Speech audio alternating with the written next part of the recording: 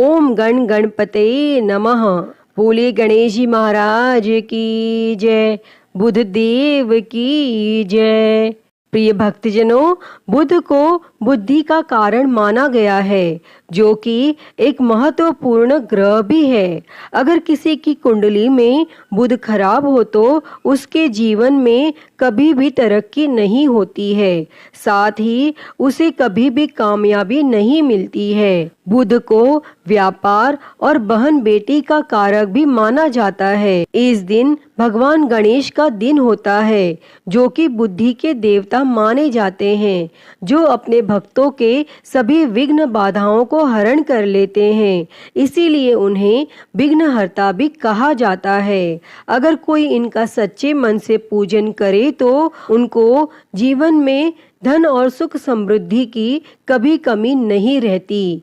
और भगवान गणेश, जिन्हें विघ्नहर्ता भी कहते हैं, उनकी पूजा अर्चना करने से जीवन के सभी दुख दूर हो जाते हैं। और इस दिन व्रत रखने का भी विधान है। अगर कोई इस दिन सच्चे मन से गणेश जी की आराधना करता है तो उसके जीवन के सभी कष्ट दूर हो जाते हैं। तो आज हम इस वीडियो में बुधवार की व्रत कथा सुनेंगे। इस कथा को सुनने अथवा पाठ करने मात्र से आपके जीवन में धन, बल, बुद्धि, विद्या की वृद्धि होती है तथा आने वाले सभी संकटों का नाश होता है। तो आइए सुनते हैं। उससे पहले आप सभी प्रेम से बोलिए श्री गणेश जी महाराज की जय, बुध देव की जय। प्राचीन काल की बात है। किसी ग्राम में एक साहूकार अपनी पत्नी के साथ रहता था। पति पत्नी दोनों भगवान गणेश जी की पूजा करते थे और दिन दुखियों की मदद करने के लिए हमेशा तत्पर रहते थे। और ईश्वर की कृपा से उनके पास धन धान्य की कोई कमी नहीं थी। कमी थी तो बस एक संतान की। पति पत्नी संतान नहीं होने से दुखी रहते थे। तब गांव वाले संतान न होने की वजह से उन्हें हमेशा ताने सुनाते थे। पर साहूकार और उसकी पत्नी को ईश्वर पर पूर्ण विश्वास था। ईश्वर ने जरूर कुछ अच्छा सोच के रखा होगा हमारे लिए, ऐसा सोचा करते थे। एक बार वह पति पत्नी मंदिर में भगवान गणेश जी के दर्शन और पूजा अर्चना करने गए। और जब वे दोनों पूजा करके बाहर आए तो उन्होंने देखा कि एक बालक मंदिर की सीढ़ियों पर बैठकर रो रहा है। और उसके पास किसी को ना देखकर पति पत्नी दोनों बालक के पास गए और बालक को शांत कराया और उसके माता पिता को ढूंढने लगे। और जब उस बालक के माता पिता पति पत्नी को नहीं मिले तो वे दोनों बच्चे को मंदिर के पुजारी के पास ले गए और उन्होंने पुजारी से बोला, ये बच्चा हमें रोते हुए मंदिर के बाहर मिला है, क्या आप इसके माता पिता को जानते हैं? तब पुजारी ने कहा, नहीं। और अब पति पत्नी और पुजारी तीनों लोग बालक के माता पिता को ढूंढने लगे। काफी देर ढूंढने पर बच्चे के माता पिता नहीं मिले। तब पुजारी ने साहूकार और उसकी पत्नी को कहा, आप इस बालक को अपने घर ले जाइए। अगर इसके माता पिता इसे ढूंढते हुए आए तो मैं उन्हें लेकर आपके घर आ जाऊंगा। तब साहूकार और उसकी पत्नी बच्चे को लेकर अपने घर चले गए। काफी समय बीत गया और बालक के असली माता पिता का कोई पता नहीं चला।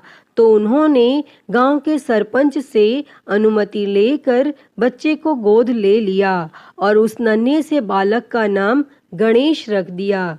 और कुछ दिन बाद गांव में एक पति पत्नी आए जो चोर थे। गांव में जाकर उन्हें पता चला कि गांव में सबसे ज्यादा धनी व्यक्ति साहूकार है, जिसकी कोई संतान नहीं है। और उन्होंने एक बच्चे को गोद लिया है जिसके माता पिता का कोई पता नहीं है। और वे दोनों चोर पति पत्नी अब विचार करने लगे कि साहूकार को कैसे लूटा जाए। तभी उन्होंने योजना बनाई कि वे दोनों बच्चे के असली माता पिता बनकर जाएंगे। और योजना बनाकर पति पत्नी दोनों मंदिर में जाकर बैठकर रोने लगे। उन्हें रोता देखकर मंदिर के पुजारी आए और उनके रोने का कारण पूछने लगे। पति पत्नी ने बताया कि आज से 4 साल पहले इसी मंदिर में हमारा बच्चा खो गया था। उसे ही याद करके हम रो रहे हैं और तब से हम अपने बच्चे को अलग अलग जगह खोज रहे हैं, पर वह हमें कहीं नहीं मिला। तब पुजारी ने बोला, एक बालक है जो उन्हें 4 साल पहले मंदिर की सीढ़ियों पर मिला था। शायद वह आपका ही पुत्र हो। वह बालक गांव के साहूकार के घर पर है।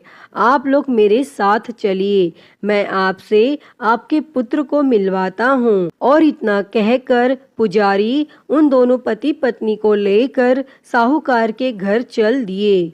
और वहां जाकर पुजारी ने साहूकार को बताया कि गणेश के असली माता पिता मिल गए हैं और वह गणेश को लेने आए हैं। और यह सुनते ही साहूकार और उसकी पत्नी दोनों बहुत दुखी हुए, लेकिन वे दोनों गणेश को उसके असली माता पिता को सौंपने के लिए तैयार हो गए। और शाम का वक्त था। साहूकार ने उन दोनों पति पत्नी से बोला, आप लोग आज विश्राम करें और कल प्रातः काल होते ही निकल जाइएगा।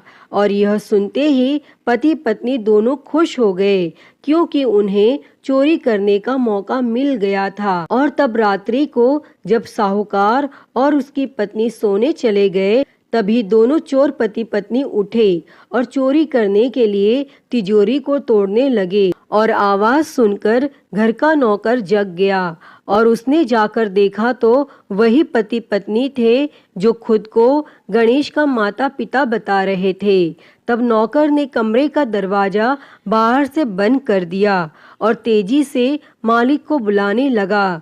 और आवाज सुनकर साहूकार और उसकी पत्नी दौड़ते हुए आए और चिल्लाने का कारण पूछने लगे। तब नौकर ने बताया कि ये दोनों पति पत्नी तिजोरी से चोरी कर रहे थे। और यह सब देखकर वे समझ गए कि ये दोनों गणेश के माता पिता नहीं बल्कि चोर हैं। साहूकार ने गणेश को देने से मना कर दिया और बोले कि चले जाओ यहाँ से। पर उन दोनों धोखेबाज पति पत्नी ने निर्णय किया कि वो अब गणेश को अपने साथ ले जाकर ही रहेंगे। तब पति पत्नी दोनों गांव के सरपंच के पास गए और बोले, साहूकार उनके पुत्र को वापस नहीं दे रहा है। तब सरपंच ने साहूकार और उसकी पत्नी को गणेश को साथ लेकर सरपंच के सामने प्रस्तुत होने की सूचना भेजी और साहूकार अपनी पत्नी और गणेश को लेकर आ गए।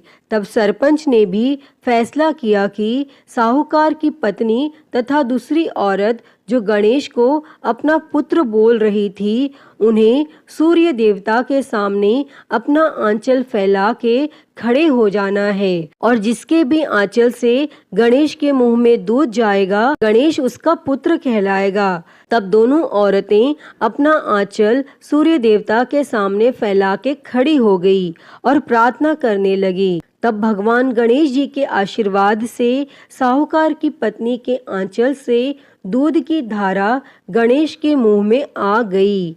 और यह देखकर साहूकार और उसकी पत्नी बहुत खुश हुए और सरपंच ने गणेश को साहूकार को सौंप दिया और वहां खड़े सभी लोग भगवान गणेश जी की जय जयकार करने लगे। अतः हे गणेश भगवान जी, जैसी कृपा आपने साहूकार और उसकी पत्नी पर की, वैसी ही कृपा इस कथा को कहते, सुनते और हुंकारा भरते सब पर करना। तो सभी प्रेम से बोलिए गणेश जी महाराज की जय।